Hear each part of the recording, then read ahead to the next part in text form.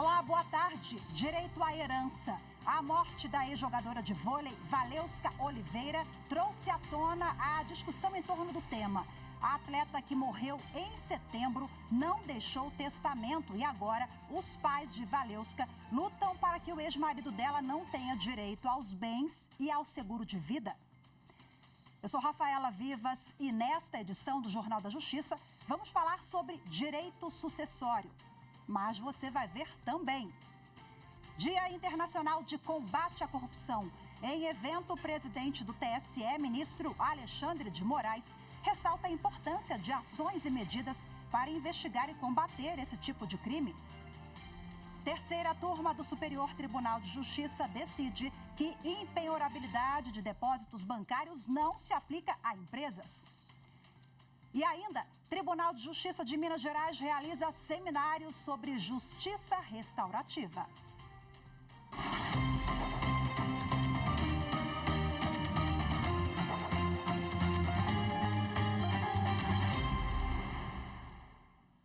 No Dia Internacional de Combate à Corrupção, o Ministério Público Federal realiza, nesta quinta-feira, um simpósio para destacar os últimos 20 anos de atuação institucional anticorrupção no país. O ministro do Supremo Tribunal Federal, Alexandre de Moraes, fez a abertura do evento. O repórter Bruno Silveira acompanhou.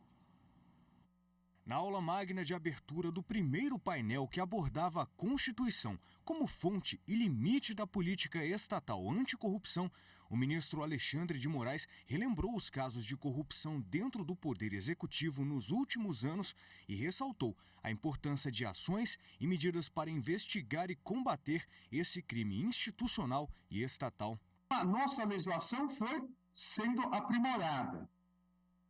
Os mecanismos institucionais foram sendo aprimorados. O Ministério Público se aprimorou. O Ministério Público soube se especializar nesse combate.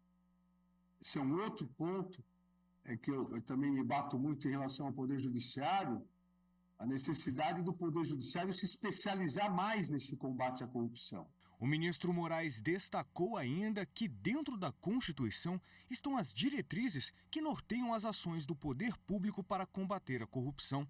Entre as principais fontes constitucionais, o ministro elegeu o parágrafo 4º do artigo 37, que estabeleceu pela primeira vez o ato de improbidade administrativa como um dos mecanismos mais importantes. Ao estabelecer isso, o que a Constituição trouxe foi um verdadeiro código de combate à corrupção, um direcionamento muito claro que haveria a necessidade de combater essa chaga que, infelizmente, no Brasil é persistente, que é a corrupção. É uma chaga que corrói a democracia, como nós vimos nesses últimos tempos, com abalo sísmico no mundo político, que teve suas consequências. O simpósio de Mérida à atualidade, 20 anos de atuação institucional anticorrupção, vai terminar às 19h e pode ser acompanhado pelo canal do Ministério Público Federal no YouTube. O Ministério Público Federal cobrou plano de contingência conjunto para enfrentamento de crises migratórias no Acre. As informações com o repórter Rafael Oliveira. O Ministério Público Federal cobra medidas de autoridades federais, estaduais e municipais para a elaboração de um plano de contingência conjunto que garanta o acolhimento humanitário de imigrantes que chegam no Acre pela tríplice fronteira entre Brasil, Peru e Bolívia. A ação movida pelo MPF tem como réus a União, o Estado do Acre e os municípios de Assis Brasil, Epitaciolândia, Brasileia e Rio Branco. O órgão destaca a urgência dessas ações e diz que uma nova crise é iminente diante do fim das regularizações temporárias pelo Peru e, consequentemente, a deportação de pessoas que não têm documentos. O MPF sustenta que há um amplo cenário de omissão dos entes federados com os direitos e a promoção de políticas públicas necessárias aos migrantes. Além disso, relembra o compromisso do Brasil com organismos, acordos e tratados internacionais, como a Declaração Universal dos Direitos Humanos. A terceira turma do Superior Tribunal de Justiça decidiu que impenhorabilidade de depósitos bancários não se aplica a empresas. Liamara Mendes tem as informações. O entendimento foi de que a impenhorabilidade nos casos legais é presumida, cabendo ao credor demonstrar a má-fé, o abuso de direito ou a fraude para que a regra seja excepcionada. O Tribunal de Justiça de São Paulo manteve a decisão de primeiro grau, que determinou o bloqueio de valores nas contas de pessoas físicas e de uma pessoa jurídica por considerar as verbas penhoráveis. Para o TJ, os devedores descumpriram determinações judiciais, além de não terem anexado ao processo documentos que permitissem a aplicação da regra da impenhorabilidade. No STJ, os ministros da terceira turma deram parcial provimento ao recurso dos devedores. O colegiado reconheceu a impenhorabilidade dos valores em contas bancárias das pessoas naturais executadas até o limite de 40 salários mínimos, mantendo a penhora sobre a quantia de titularidade da pessoa jurídica.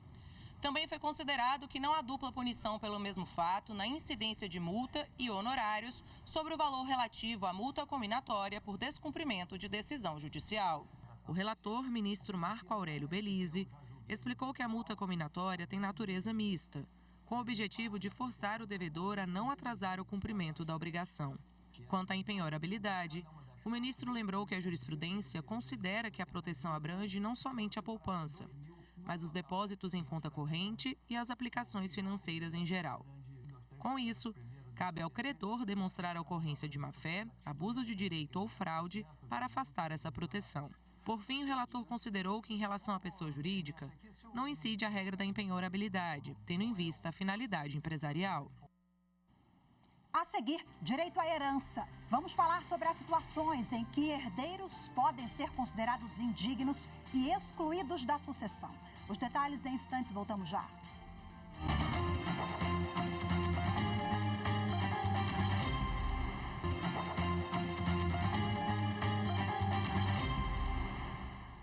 O direito à herança voltou a ser tema de discussão após a morte da ex-jogadora de vôlei Valeuska Oliveira. A atleta, que morreu em setembro, não deixou testamento. E agora os pais de Valeuska lutam para que o ex-marido dela não tenha direito aos bens e ao seguro de vida. A reportagem de Bruno Silveira tem mais detalhes desse caso. Vamos acompanhar. Valeuska Oliveira morreu após cair do 17º andar do prédio onde morava, em São Paulo, no dia 21 de setembro. A polícia investiga o caso e não descarta a hipótese de suicídio. A ex-atleta não deixou o testamento e os bens foram destinados a serem divididos entre os pais e Ricardo Mendes, ex-marido de Valeuska. No total, o inventário conta com 23 imóveis e um seguro de vida avaliado em R$1.300.000 deixados pela atleta para a mãe e o marido. Desde a morte da filha, os pais movem uma batalha judicial contra Ricardo Mendes para excluí-lo da herança, alegando que ele tenta manchar a imagem de Valeuska. Uma lei aprovada neste ano alterou o Código Civil e estabeleceu situações em que herdeiros podem ser considerados indignos e excluídos da sucessão. Entre os pontos definidos pela lei estão casos em que o beneficiário cometeu homicídio doloso ou tentativa contra a pessoa que deixou a herança, ou quando houver acusações caluniosas em juízo ou crimes contra a honra do falecido, como alegam os pais de Valeuska. O Código Civil define que existem dois tipos de beneficiários: herdeiros legítimos, como pais, filhos e outros parentes, e herdeiros testamentários, que foram apontados pela pessoa antes de morrer. Bom, e agora, para a gente repercutir esse tema, eu converso ao vivo, de forma remota, com o advogado que é especialista em direito de família, Dr. Leonardo Marcondes. Boa tarde, seja muito bem-vindo. Boa tarde, Rafaela. Boa tarde a todos os ouvintes da da TV Justiça. Vai ser um prazer responder as perguntas. Prazer é todo nosso, doutor Leonardo. Bom, esse caso da ex-jogadora de vôlei reacendeu o debate em torno do direito sucessório, herança. Tem várias particularidades envolvidas no caso concreto, mas sem adentrar as argumentações ou legitimidade do que a família argumenta. Via de regra, é o marido o regime de bens, quem tem direito à herança, porque ela não tinha filhos, nem deixou o testamento. Né? Nesse caso, com quem fica a herança? A herança ela seria dividida, nesse caso, tá, entre todos os herdeiros necessários, que seria o marido, a família também receberia. Ela substituiria os descendentes. A parte que iria para os descendentes iria para os ascendentes. O marido receberia sua parte, conforme o regime de bens que eles tivessem estabelecido, e os pais receberiam a outra parte da herança pela ausência de descendentes por parte da Valesca. Agora, quando pais, filhos ou maridos podem ser considerados indignos, o Bruno já adiantou um pouquinho ali na reportagem, mas nesse caso concreto da Valesca, se ficar comprovada qualquer ligação do marido com a morte da ex-jogadora, ele pode ser excluído aí do recebimento da herança, assim como do seguro de vida? Exatamente. Ele é declarado como pessoa indigna. As 3 possibilidades para que uma pessoa seja declarada como indigna são o caso de participação em homicídio ou tentativa de homicídio, ou mesmo quem cometeu o crime diretamente contra os autores da herança. A outra possibilidade é em caso de processo, denúncia caluniosa ou então a abertura de algum procedimento baseado em calúnias contra o autor da herança. E o terceiro é se a pessoa, por meio violento, impediu que o autor da herança expressasse a sua vontade através de testamento. E aí haveria ali um vício, né, no testamento, e ele poderia ser anulado e a pessoa seria excluída dessa herança. Agora, o seguro de vida, o senhor me contava aqui nos bastidores que tem uma peculiaridade diferente, né? Qual é? Exatamente. O seguro de vida ele pode trazer a seguinte situação. O seguro de vida, você tem os beneficiários, ele não entra no cálculo do patrimônio. Então, nesse caso, ela colocou como os beneficiários, como a mãe e como o marido. Então, ambos receberiam. Agora, se o marido for declarado como pessoa indigna, ele não teria direito a esse seguro. A gente tem que lembrar que, no caso da Valesca, o seguro dela cobre casos de acidente e acidente aéreo. Portanto, se ficar comprovado também que foi uma hipótese de suicídio, isso não estiver previsto na apólice, então também não haverá o pagamento do prêmio. Mas no seguro de vida não se segue a mesma regra do que na sucessão hereditária. Você vai ter a situação de quem é o beneficiário, que ficar descrito na apólice, é que vai receber aquele prêmio. Doutor Leonardo, ponto, Rafael. Por favor, pode concluir.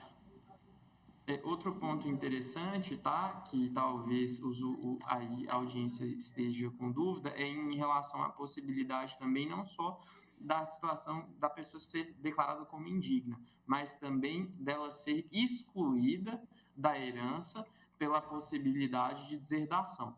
O que acontece? Na deserdação é quando o autor da herança ele exclui aquele herdeiro.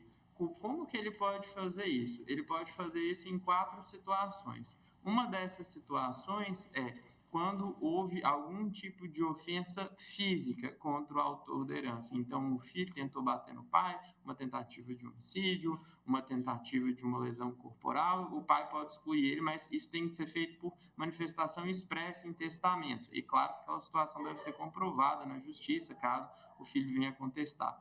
A segunda situação é por situação de injúria, assim como tem no caso da pessoa ser declarada indigna, quando em vida ela comete algum tipo de injúria injúria grave contra o autor da herança, ele também pode excluir esse herdeiro da herança, manifestando isso expressamente no testamento, e mais uma vez isso tem de estar comprovado em eventual ação judicial. O terceiro é caso o autor da herança tenha um relacionamento com sua madrasta ou com seu padrasto, ou seja, tenha um relacionamento com uma pessoa que estava relacionada com o autor da herança. A outra situação, né, já é prevista pela lei também, até mesmo como uma situação criminosa, né, no caso, se a pessoa tem uma conexão biológica. E a quarta situação em que isso poderia acontecer seria nas situações em que existe um desamparo por parte dos filhos, né, dos herdeiros. Você está me ouvindo, Rafael? Tô te ouvindo sim, pode concluir. Você está elencando aí quais as situações, né? Então, última...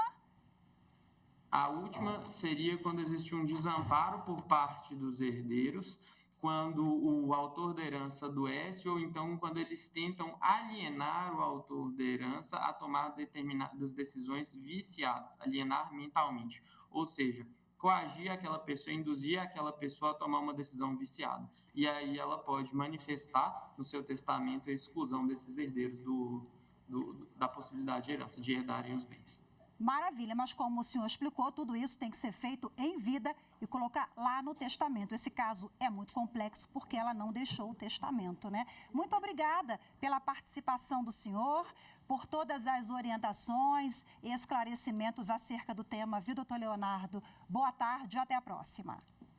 Obrigado pelo convite, uma ótima tarde a todos aí, os espectadores, tudo de bom. Obrigada, tchau, tchau. A seguir, Tribunal de Justiça de Minas Gerais realiza seminário sobre justiça restaurativa.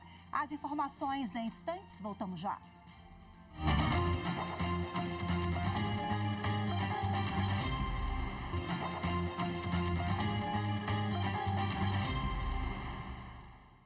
O jurista Daniel Augusto Villanova Gomes lançou o livro Supremologia, o Supremo Tribunal Federal nas encruzilhadas do direito e da política no Brasil.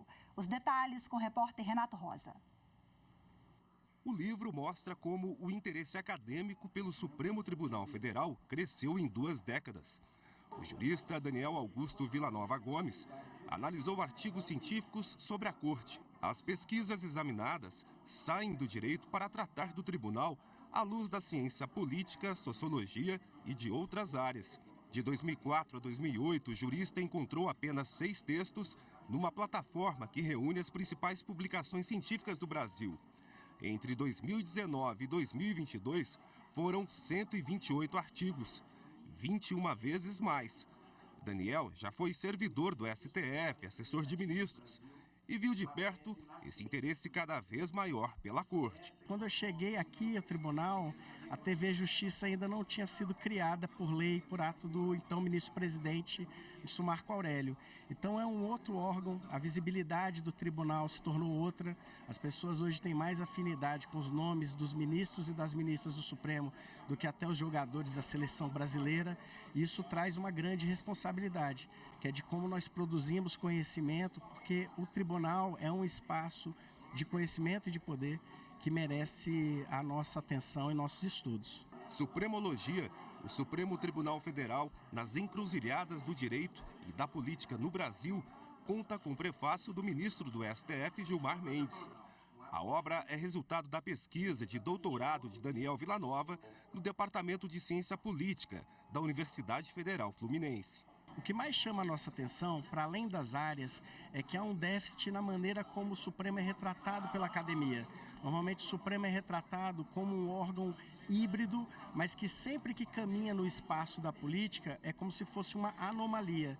E o que a tese procura construir é que o Supremo necessariamente é um órgão político. Não à toa, ele é o órgão de cúpula do Poder Judiciário. Então, esse é um elemento muito importante para que a gente tenha em mente, para que a gente possa aprofundar os estudos sobre a jurisprudência do tribunal e também os dados estatísticos acerca da Corte. Em Mato Grosso, adolescentes e jovens em cumprimento de medidas socioeducativas estão sendo incentivados a ler. Eles participam do projeto Caminhos Literários no Socioeducativo, pelo direito à leitura. A iniciativa faz parte do programa Fazendo Justiça, executado pelo Conselho Nacional de Justiça. Confira na reportagem de Fernanda Fernandes.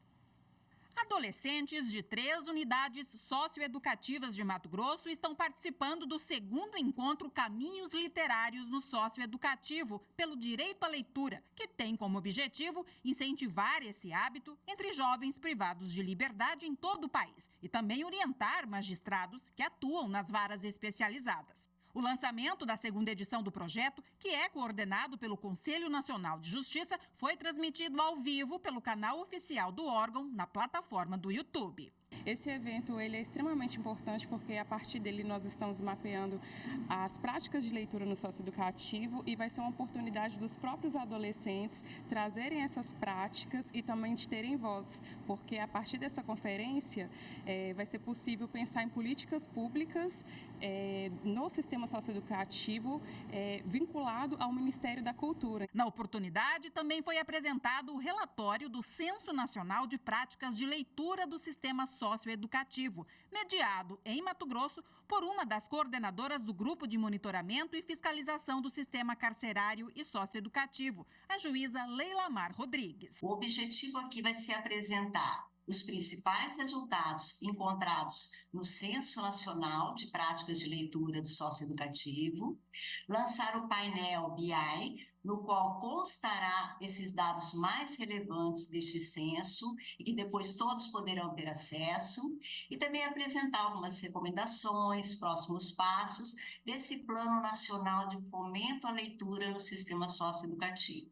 Na unidade feminina do Socioeducativo de Cuiabá, as 11 adolescentes internas integram o projeto. E as transformações já estão ocorrendo. Eu fui aprender muitas coisas lá fora, eu não tinha interesse em livro, nem a escola eu ia.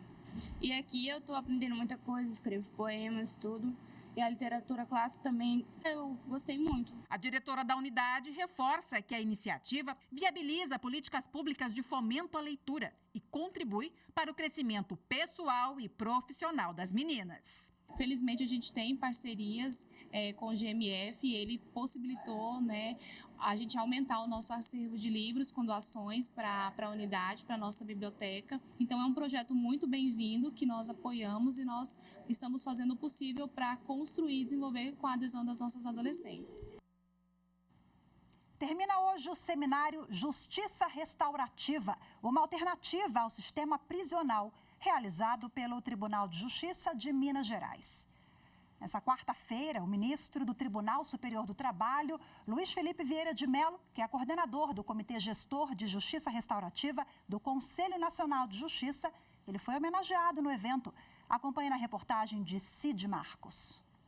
Aqui nasceu o ministro do TST, Tribunal Superior do Trabalho, Luiz Felipe Vieira de Mello Filho. Formado em Direito pela UFMG, ingressou na magistratura trabalhista há 36 anos. O ministro Luiz Felipe Vieira de Mello Filho é representante do TST no Conselho Nacional de Justiça, biênio 2021-2023. É o coordenador do Comitê Gestor da Justiça Restaurativa no Conselho. Mas o que é a Justiça Restaurativa? O programa nasceu da Resolução 225/16 do CNJ. É um conjunto de princípios e técnicas que buscam a conscientização e a pacificação social pelo diálogo e inclusão. O ponto é transformar conflitos em relações de cooperação e construção. Luiz Felipe Vieira de Mello Filho é atento a estas questões. Participou da terceira edição do evento Democratizando o Acesso à Justiça, destinado ao combate da discriminação e do preconceito. E se nós pensamos num país que almeja um constitucionalismo humanitário, nós devemos superar os preconceitos e as desigualdades que nós temos acompanhado, seja aquele machismo estrutural, homofobia estrutural, o racismo estrutural e o abandono do sistema penitenciário, como se não houvesse direitos. O conselheiro e uma comitiva do CNJ viajam o Brasil em busca de soluções. Estiveram, por exemplo, em São Gabriel da Cachoeira, no Amazonas, cidade próxima à fronteira com a Colômbia e a Venezuela. Lá foram lançados cartazes sobre audiência de custódia em 3 línguas indígenas. Ainda no Amazonas, participaram de um mutirão penitenciário. O objetivo, buscar um diálogo interinstitucional para um plano que atenda ao sistema carcerário do Estado. O CNJ foi também a Teresina, no Piauí. Visitou a penitenciária feminina, que participa do programa Justiça Restaurativa. Em Mato Grosso, foi a vez de conhecer o programa em escolas públicas. O empenho do Conselho é para expandir práticas restaurativas em escala nacional. O projeto Rede Justiça Restaurativa, coordenado pelo conselheiro Luiz Felipe, apresentou resultados significativos com a colaboração de 10 tribunais. Atuando no CNJ, Luiz Felipe é um defensor incansável dos direitos humanos e da equidade de gênero.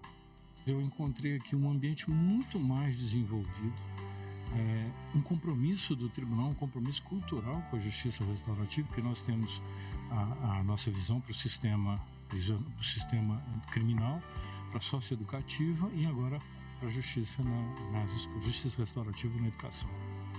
E aqui no Tribunal de Justiça do Mato Grosso, todos esses 3 aspectos estão contemplados. É necessário que todos nós repensemos o sistema de justiça como ele está posto, para que nós possamos resgatar a verdadeira dignidade humana, a verdadeira responsabilização dos ofensores, a reparação de danos das vítimas. E, nesse sentido, a justiça restaurativa tem surgido como uma opção maravilhosa. Os agradecimentos a todos os magistrados e servidores que estão caminhando conosco nessa nessa nova trilha, nessa nova perspectiva de uma justiça que é mais transformacional e que leva essa evolução dos serviços judiciários a cada uma das pessoas que buscam o Tribunal de Justiça de Minas Gerais.